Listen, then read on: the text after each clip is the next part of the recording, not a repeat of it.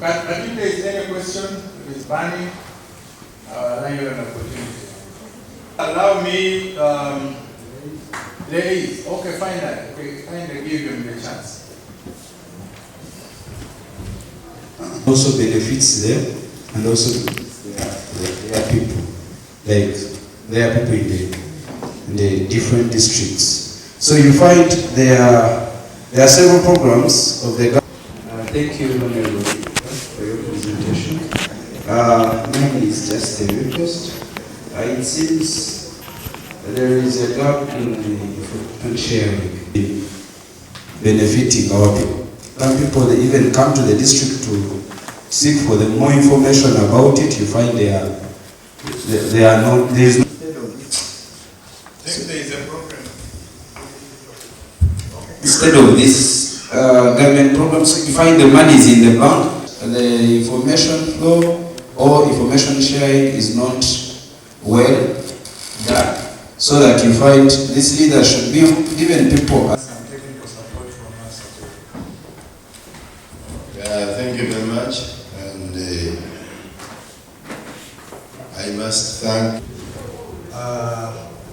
Parish chiefs have not gadgets, but I've not got gadgets. But before I go to that, then, so I think what has happened recently, you're all aware that Auditor General has done an audit of that payroll, and indeed there were ghosts.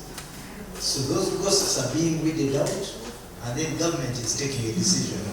Note that when there are ghosts from that exercise, so those savings from that money are to be used. The decision is normally whether you enhance or you. Naye weziri city schools oba secondary schools eza government ekizibu kya abayizi batono kugeza waliwo eryakamaliririzibwa etannekemeya city school liri Kachanga ku kizinga abakiyita Buvvu naye nga eyo gombolola y'Ebufumira.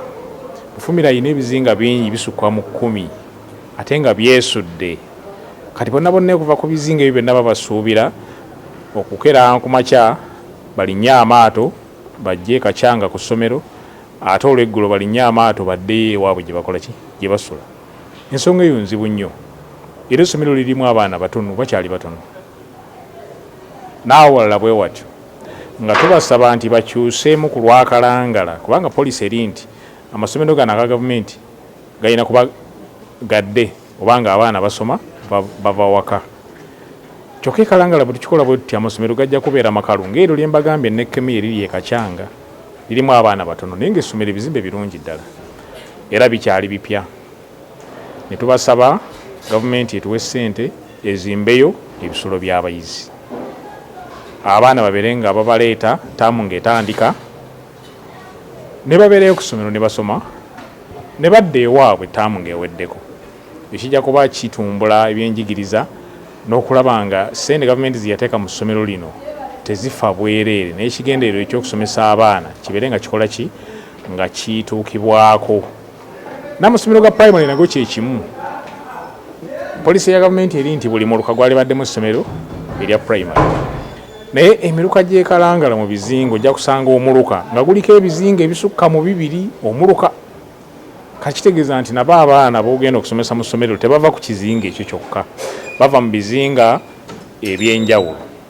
So era obuzibu bwe bumu era kye tusaba amasomero ga gavumenti oba ga primary oba ga secondary gavumenti ezimbeko ebisulo. PDM ng'etandika yali nga abantu betutwala nga tetufa nnyo kuna abalina national ID oba batalina nga tubawandiisa.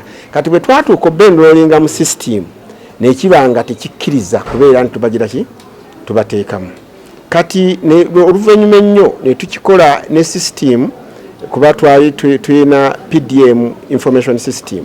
Kati tukikoze twasooka kubawa manually naye kati tukyapudatinga mu system ne wendi program kubanga twalina ekizibu nti ebuvuma nga tetulina banka n'emu abantu bebayindolinga ku bizinga eyo ate balina okugenda ejjinja oba emukono nga kibakaluubirizaamu. Ekyokubiri, lwaki abantu abamu mulaba nti nno kati babadde tebannafuna ssente. Twalina ekizibu abantu abamu abaali balina okufuna mu PDM nga baali balina kukola mukene mukono osobola mukene kukola kino naye ne wajjawo policy shift ku bya mukene. Kati ekyo nakyo kyatuzaamuuko ki emabega kuba baali balina okukyusa enterprises. naye kawe abagamba nti sente baziwayalika ziri wansi mugende musanvu ku biruka oba mwagala oditi naye sebo amawulire ge bakuwa okujjako ezaabo ze babawa ezitulanye emirimu mu ofisi zaabwe ku PDM. Actually nze secretary finance deputy naye ekintu ekyo sebo bakuwa amawulire makyama era mbadde nsaba sebo honorable minister oyongere okusuula enkesi nga bwe bazisuula. We have a problem of gaps in employment where we need more staff, but we are limited because of that ban. And we are just doing negotiations with public service and other relevant ministries to see that we are supported.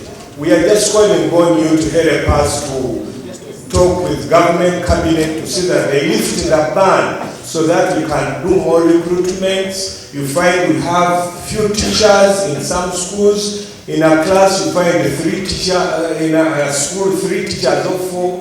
Health workers are not enough. Really we need to add on. Bino bibikwaza sima okuteeka ku system okukola ki network ebola ki akasimu akemitwalo 67 kaso okuweleza ku WhatsApp kasobola okuteeka system okuteeka ka abantu ku system.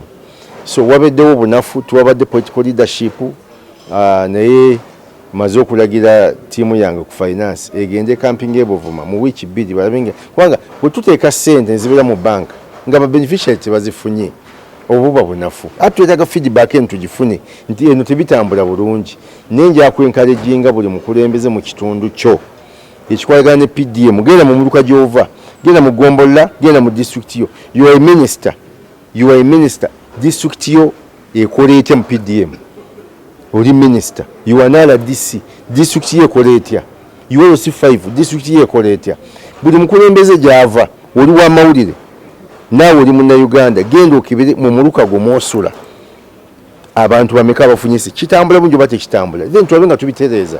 So omulimo gw'okutambuza program eno ya PDM n'okugaggawaza abantu si gwa muntu omu gwa ffeffe nanga banna Uganda tulina okulaba nti emiruka gyaffe ebitundu byaffe gawala bikulaakulana. Kye tutunuulidde ekisooka nti tugenda kwekolera ssente ezaffe sigamba nti tugenda kupaintinga naye tugenda kukola kibayita local revenue oba domestic revenue mobilization strategy. Tulina okuba nga tuwa omusolo eggwanga ligenda kuyimirirawo nakuwa musolo.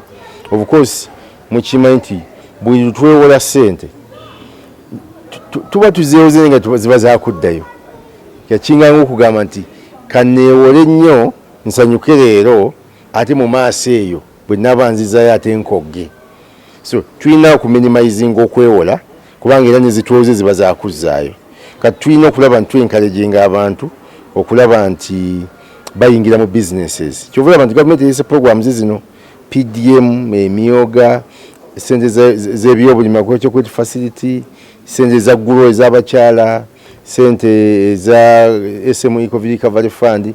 Ogezaako okulaba nti omuntu ali mu business ng'ewenyera agende yeewole agaziye business ye. Atalina business afune za PDM atandikeko ku activity. Kati abo tuba tubazimba mirundi ebiri nti omuntu bw'afuna ssente akola business. Ate omulala bw'abanga afunye akasente asobola okuba nti bayita purchasing power nga waakiri olunaku luziba nga anyuddeko ka soda akoze eki buli lw'ogula gavumenti efuna omusolo buli lw'otunulira butunulizi bwoti nga gwe tolina kyofulumya gavumenti oba tugiyambye.